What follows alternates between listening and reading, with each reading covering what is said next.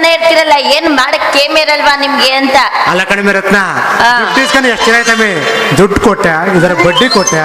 ಅಲ್ಲ ಈ ಬಂಗಾರಪ್ಪ ಅಂದ್ರೆ ಏನಂತ ತಿಳ್ಕೊಂಡಿದೆ? ಅದು ವಯ್ಯ ಹೋಗಿ ಬಂದು ದುಡ್ಡೇ ಸಾಯ್ತಾನಲ್ಲ, ಅದು ದುಡ್ಡು ನಿಮ್ಗೆ ಕೊಡೋಣ ಅಂತಾನೆ ಇದ್ದೆ. ಆದ್ರೆ ಇತ್ತೀಚೆಗೆ ಮೊಟ್ಟೆ ವ್ಯಾಪಾರ ತುಂಬಾ ಲಾಸ್ ಆಗ್ಬಿಟ್ಟಿದೆ. ಇವತ್ತಿಲ್ಲ ಮಾವ, ಇವತ್ತಲ್ಲ ನಾಳೆ ಕೊಟ್ಟೆ ಕೊಡ್ತೀನಿ. ಮಾವ ಅಂದ್ಮೇಲೆ ನೀನು ಬಡ್ಡಿನೇ ಕೊಡೋದು ಬೇಡ ಕಮ್ಮಿ. ಆದ್ರೆ ಒಂದ್ ಕಂಡೀಷನ್ ಏನು? ನೀನ್ ನನ್ನ ಮದುವೆ ಆಯ್ತೀನಿ ಅಂದ್ರೆ ಬಡ್ಡಿನೂ ಬೇಡ, ಅಸಲು ಬೇಡ. ಮದ್ವೆ ಈ ಮುದಿ ಮುಂಡೆತ್ತವ್ ಯಾವ ಸಂಸಾರ ಮಾಡೋರು? ತಪ್ಪಿಸ್ಕೋಬೇಕು ಅಂದ್ರೆ ಏನೋ ಒಂದ್ ಆಗ್ಬೇಕಲ್ವಾ? ಯೋಚನೆ ಮಾಡ್ತಿದೀಯಾ? ಅದು ಏನು ಇಲ್ಲ, ಮದ್ವೆ ಆಗೋದಕ್ಕೆ ಈಗ ಯಾವ್ದು ಒಳ್ಳೆ ಸಮಯನೇ ಇಲ್ಲ. ಎಲ್ಲಾಗೋದು ಅಂತ ಯೋಚನೆ ಮಾಡ್ತಾ ಇದ್ದೆ. ಅದಕ್ಕೆ ಇಲ್ಲೇ ಆಗೋಣಪ್ಪ, ಇನ್ನೇನು. ನೋಡು ಬೇಡ, ಇಲ್ಲಿ ಬೇಡಮ್ಮವ.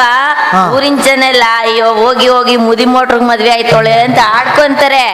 ನೀನೇನ್ ಮಾಡ್ತೀಯ ಅಂದ್ರೆ ನಾಳೆ ಹೂನಾರ ತಗೊಂಡು ನಮ್ಮ ಮನೆ ಹತ್ರ ಬಂದ್ಬಿಡು, ಆಮೇಲೆ ಅಲ್ಲಿ ಮಾಡ್ಕೋತೀನಿ. ಆದ್ರೆ ಒಂದ್ ಕಂಡೀಷನ್ ನಂದು. ಏನದು? ನೋಡು ಮಾವ, ನಾನ್ ನಿಮ್ಮನ್ನ ಮದ್ವೆ ಆದ್ಮೇಲೆ ನಿಮ್ದೆಲ್ಲ ನಂದೇ ತಾನೆ? ಹೌದು.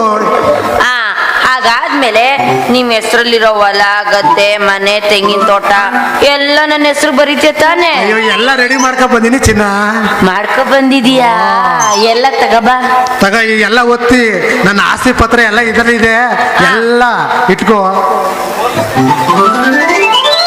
ಅಬ್ಬಾ, ನಾನೇನೋ ಅಂದ್ಕೊಂಡಿದ್ದೆ ಮುದುಗ್ರಿಗೆ ಚಪ್ಲ ಜಾಸ್ತಿ, ಆತ್ರ ಜಾಸ್ತಿ ಅನ್ಕೊಂಡಿದ್ದೆ.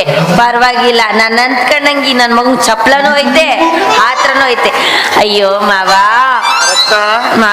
ನಾಳೆ ನೀನ್ ನನ್ನ ಮನೆ ಹತ್ರ ಬಂದ್ಬಿಡು.